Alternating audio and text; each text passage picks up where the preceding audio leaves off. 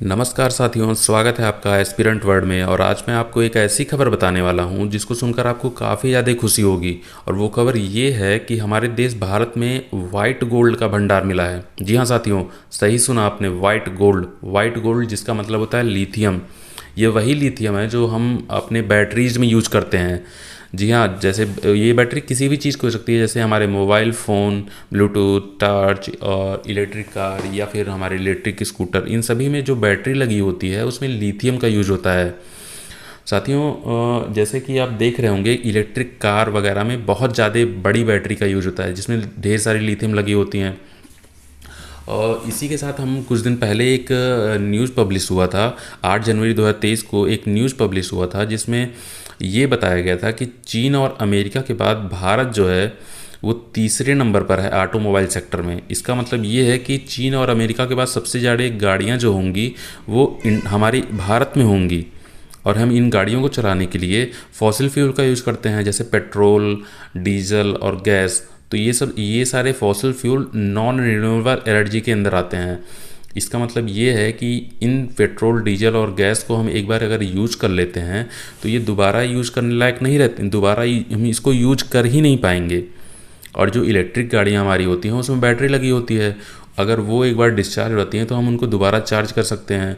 तो इसलिए इलेक्ट्रिक गाड़ियाँ हमारे लिए काफ़ी इंपॉर्टेंट है। मतलब आज आने वाले फ्यूचर के लिए इलेक्ट्रिक गाड़ियाँ बहुत ज़्यादा इंपॉर्टेंट हो जाएंगी। इसी के साथ साथ भारत ने कुछ दिन पहले ये जानकारी दी थी कि 2030 तक हमारे देश में सभी गाड़ियों में 30% हिस्सा जो होगा वो इलेक्ट्रिक गाड़ी। प्रेजेंट टाइम में अगर हम देखें तो दुनिया में लगभग 1 करोड़ तक इलेक्ट्रिक गाड़ियाँ हैं, जो कि लगभग 2030 तक लगभग 14 करोड़ तक हो जाएंगी। तो आप देख रहे हैं ना ये संख्या कैसे ही बढ़ती जा रही है। तो ये सब देखते हुए भारत को लिथियम की बहुत ज़्यादा ज़रूरत थी। लिथियम की बहुत ज़्यादा ज़रूरत है क्योंकि हम जितनी इलेक्ट्रिक गाड़ियाँ बनाएंगे उसमें बैटरीज लगेंगी और उन बैटरीज को बनाने के लिए लिथियम की ज़रूरत होगी। तो आने वाले समय में भारत को काफ़ी ज़्यादा लिथियम की ज़रूरत होगी।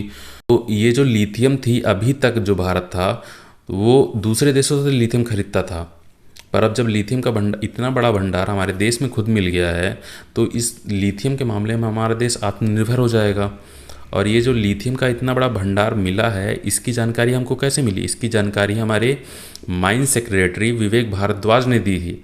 इसकी जानकारी देते हुए वो अपने ट्विटर पर लिखते हैं कि हमारे देश में पहली बार जम्मू कश्मीर के अंदर इतना बड़ा लिथियम का भंडार पाया गया है और अब हम लिथियम के मामले में आत्मनिर्भर हो जाएंगे।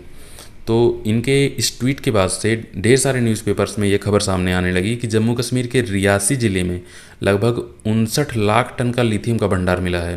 59 लाख टन, जो कि बहुत बड़ा अमाउंट होता है।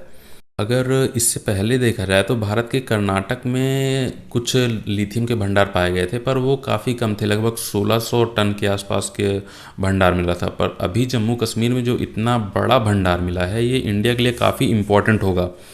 और शायद ही आपको पता होगा साथियों कि 1 टन लिथियम की कीमत जो होती है इंटरनेशनल मार्केट में वो 57.3 लाख रुपए होती है।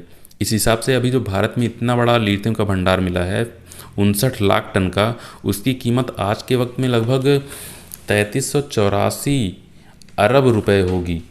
और एक चीज़ और मैं बता दूं आपको साथियों कि अभी तक जो लिथियम के सबसे ज़्यादा भंडारण थे वो चिली में थे, जो लगभग 92 लाख टन के आसपास के थे।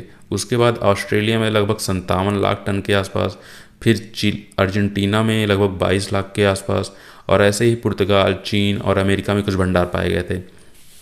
और अभी जो भारत में ये 59 लाख टन का भंडार मिला है, तो इसको देखते हुए चिली के बाद हमारा दूसरा नंबर रहेगा लिथियम के मामले में। और और साथियों, मैं आपको ये भी बता दूं कि अभी तक जो भारत था वो लिथियम आयन बैटरीज़ के लिए 70 से 80% तक चाइना पर डिपेंड करता था। और इसके बाद अगर लिथियम की हमें ज़रूरत पड़ती थी तो हम जो लिथियम के बड़े बड़े भंडारण देश थे जैसे चिली, अर्जेंटीना, बोलीविया, ऑस्ट्रेलिया, इन सभी के खदानों में हम लोग अपनी हिस्सेदारी खरीदते थे। पर अब जब अपने देश में ही इतना बड़ा लिथियम का भंडार हमको मिल चुका है तो भारत को किसी दूसरे देश पर डिपेंड नहीं होना पड़ेगा और अब लिथियम के मामले में हम आत्मनिर्भर हो जाएंगे।